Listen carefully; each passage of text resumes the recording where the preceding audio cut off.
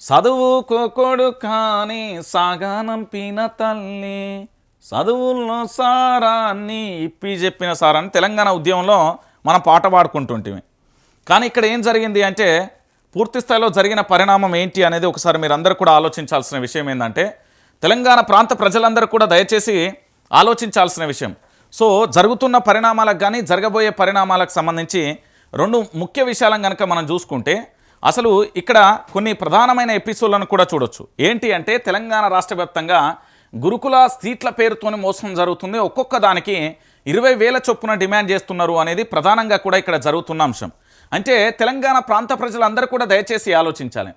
గురుకుల సీట్ల పేరుతో జరుగుతున్న మోసం ఒక్కొక్క దానికి 20,000 చొప్పున డిమాండ్ మంత్రి అనుచరుడు అని నమ్మించి వసూలు అడ్మిషన్ రాకపోవడంతో పోలీసులకు విద్యార్థుల తల్లిదండ్రులు ఫిర్యాదు. దళారులను నమ్మి మోసపోవద్దంటూ గురుకుల కార్యదర్శి అలుగు వర్షిని అంటూ కూడా చెప్తున్న పరిస్థితి కనబడతాను. ఇక చెప్పుర్రి అన్నా కాంగ్రెస్ అన్నా మార్పు అన్నా బ్రహ్మాండమైన మార్పు వచ్చిందన్నా అన్నా అద్భుతమైన మార్పు వచ్చిందన్నా అన్నా మీకే అన్నా చూడండి అన్నా చదువుకోవడానికి పేద మధ్యతరగతి కుటుంబ బడుగు బలహీన వర్గాలకు సంబంధించిన మన పేద బిడ్డలు చదువుకోవడానికి గురుకులాల్లో పోతే ఇగో 20,000 చొప్పున మంత్రి గారి యొక్క అనుచరుడు ఇగో పైసలు తీసుకున్నట్ట వాళ్ళకి సీట్లు ఇస్తలేడట. ఇగో చూడు పేద బిడ్డలకు సంబంధించి ఫ్రీగా ఇచ్చిన దాంట్లో పూర్తి స్థాయిలో కూడా ఎక్కడికక్కడ సీట్లకు సంబంధించి అమ్ముకునే ప్రయత్నం చేస్తున్నాడు. అంటే ఇంతకంటే దారుణమైన పరిస్థితి ఏముంటుంది?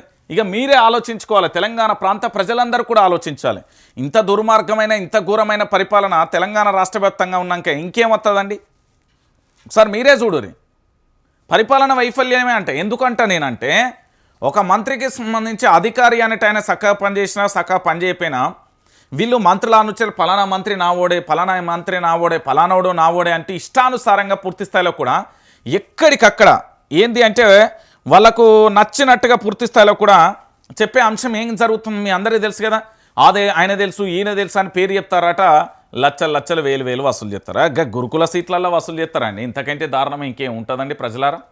ఇంతకంటే ఘోరం ఇంకేముంటుంది ప్రజలారా? తెలంగాణ ప్రాంత ప్రజలందరూ దయచేసి ఆలోచించాల్సిన విషయం ఇది. ఈ ఘోరం ఈ దారుణం ఇంకెన్నాళ్ళు ఈడ తెలంగాణలో ఇక అంతకమించి మనం చూసేది ఏముంటుంది చెప్పుర్రి?